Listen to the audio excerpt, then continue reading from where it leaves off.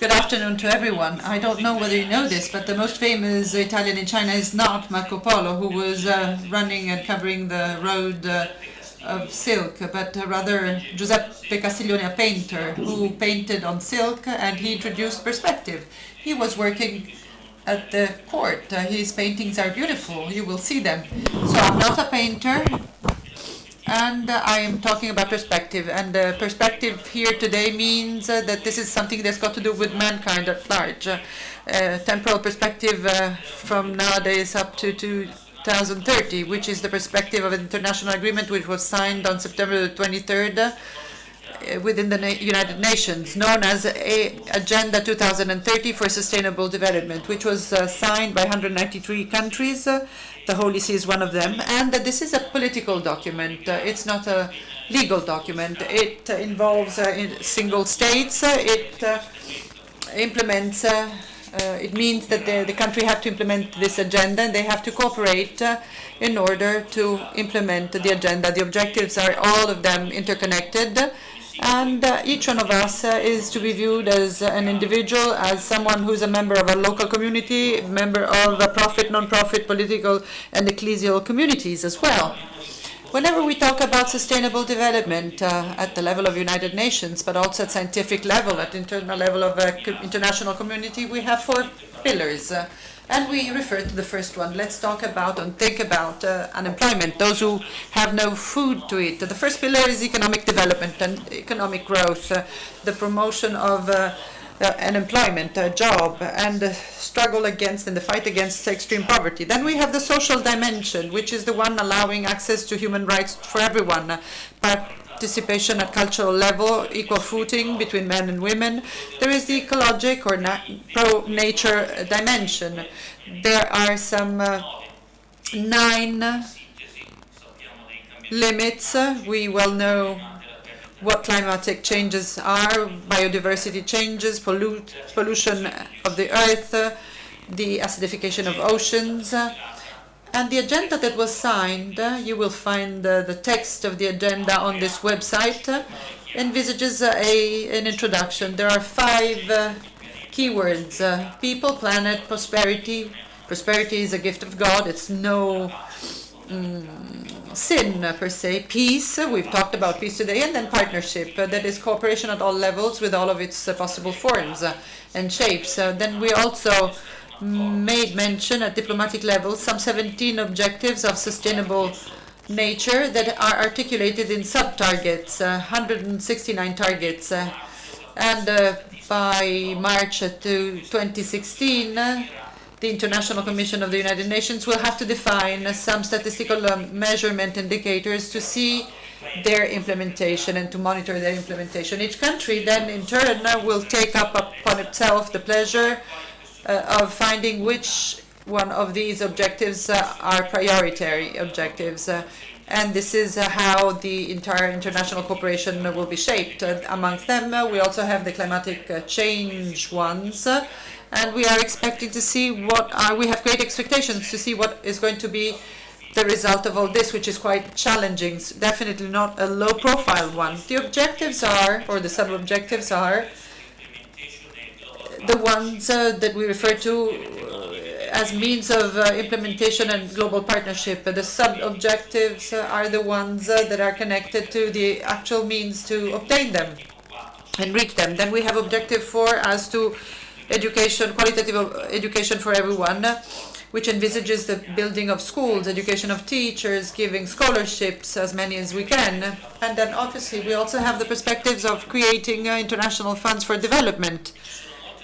We also have a number of international companies that have a corporate goal, which is the one of sustaining education, not only the basic education, but also the high-level one. They promote development, even economic development. In the month of July, in Addis Ababa, an agenda was also signed, which has got to do with how to sustain development with financial tools. We have problems such as taxation, avoiding evasion, tax evasion, the participation on public-private level. And then we have to monitor this process while adopting resources, financial resources, technological resources, skills, goodwill. So we have to have the willingness to overcome conflicts. Cooperation will make it possible. It will make it possible to respect our own interests and live together. Then the political mechanism will allow us to check and double-check how things are going. We will have to adopt a mechanism to incentivize and communicate good practices. Now, here we have a tiny reference to the social doctrine of the Church, which was a context or a document followed by all of the religions. And the Pope himself, at the time of the World Economic Forum discourse in Davos that was held in January 2014, was recalling that the typical activity of the social doctrine is the one of enhancing the charisma and the mission of the entrepreneur. This is a very noble activity which promotes development and progress. And according to the religious tradition of each religion, there is an approach to life, a life which is open to what is transcendent, and to eternal life, to the respect of the human person and promotion of dignity, human dignity, which is fundamentally destructive and not constructive. Review, which is not including the assessment of social effects upon poverty, is a highly opportunistic one and short-lived one. So the Pope repeated many times over in the course of a debate to the same heads of agencies, of the different agencies of the United Nations, the need to fight the culture of exclusion, to change the paradigm, to realize that indifference to social problems is a disease affecting the heart, which will then in turn affect the political sphere and lead to war. The encyclic letter, Laudato Si, and here I would like to illustrate briefly a few paragraphs, is that the Pope is asking to each one of us the following question: what kind of world do we want? What kind of world do we want to build for future generations, but also for the generations that are living with us today, people and persons that are living next to us? Are we having solidarity for others? So if what are we fighting for? What are we toiling for? What does integral development mean? Even talking about water, energy, means that we are touching upon fundamental rights. The access to electric energy is of paramount importance. If I don't have any light or electricity, I can't study when it's dark. I cannot perform many activities. So the Church doesn't want to define political strategies, but we want to have a serious, sound debate. We want to put at the center the common good, which is the good of everyone and of each one. An economy is a service placed at the common good, for the common good, and it needs great transparency, sense of responsibility, and the role of politics is fundamental.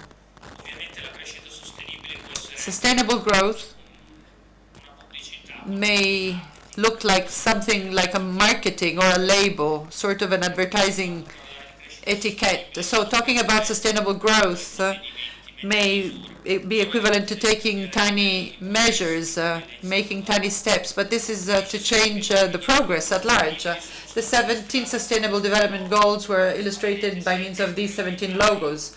But if fighting poverty is a priority, this comes first of all, this is the first objective even for the Holy See. Extreme poverty has to be fought, and by the year 2030 we have to eliminate it. And this is a game of word. There is a primacy, which is the one of human dignity. There is a primate, which is the one of respecting man. Then we have priorities, the 17 priorities. And the first one, as we said, is the one whereby we fight extreme poverty. When we consider objective number 5, which is the one of gender equality, equal footing for everyone, men and women and children. The 16th has to do with governance and institutions. As I said before, we have 4 sustainability pillars, but there is no sustainability if the private-public institutions don't collaborate, and if within the organizations there are no logics whereby the social capital is going to be promoted, and if there is no responsibility for transparency. Otherwise, organizations and corporations will generate and produce great damages.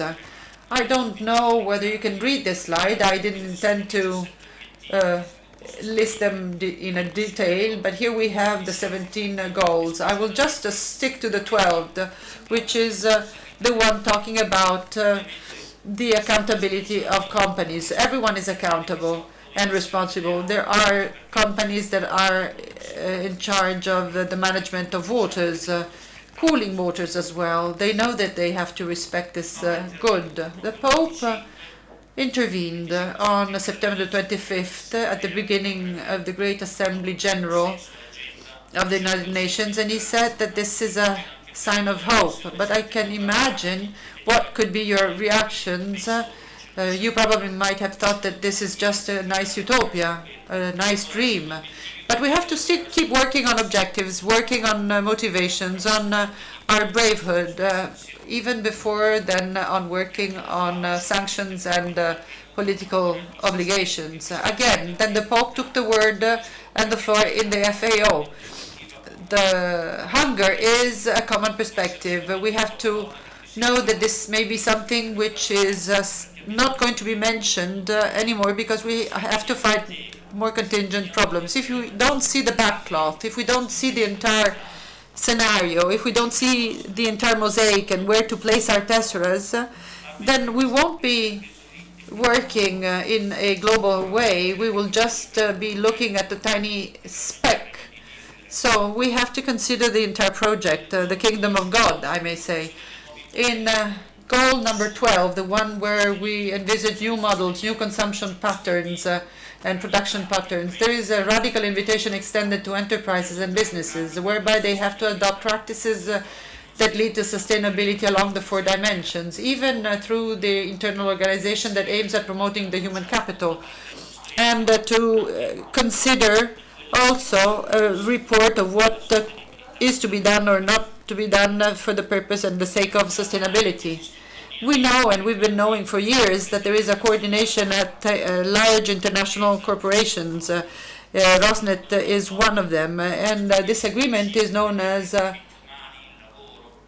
which entails the 10 principles, human rights, labor, environment, anti-corruption. Banca Intesa also has stressed a report on sustainability on these 10 principles as well.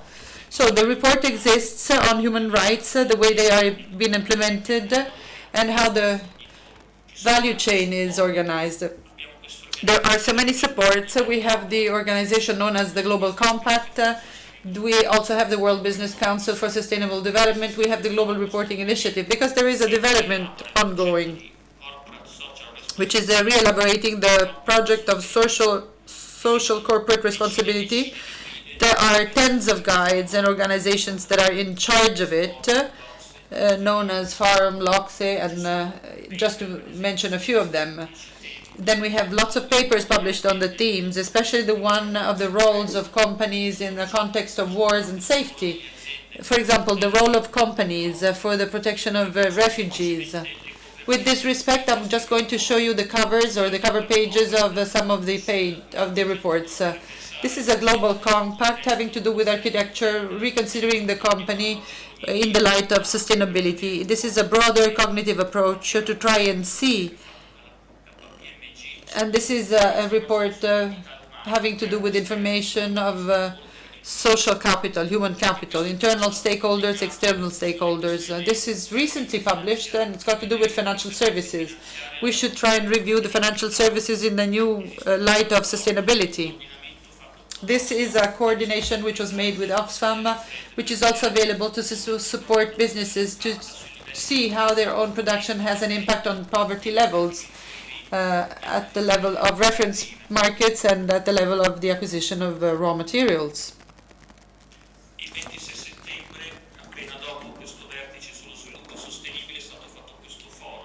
On September the 26th, a new forum was organized with very important authorities, with the Secretary of the United Nations, and a new agreement was signed. The renewal of the Global Compact still refers to sustainable development, because it has to include the 17 objectives of sustainable development. And that was also leading to this new text, which is known as SDG Compass. entailing sustainable objectives. This is a guide, not an extensively long one.